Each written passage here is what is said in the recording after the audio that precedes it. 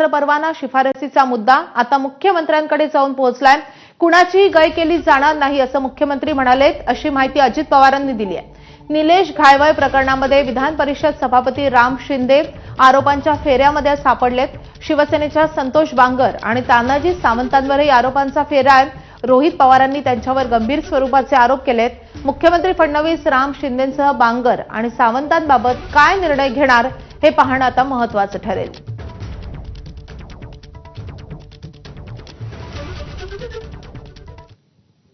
हीच भूमिका त्या बाबतीमध्ये मांडली की अजिबात कुणाचे फिकीर करायची नाही।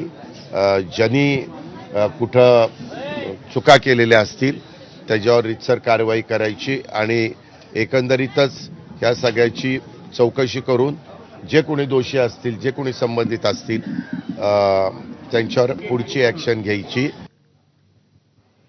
तर मुख्यमंत्री फडणवीस कॅबिनेट चालवतात की गुंडांची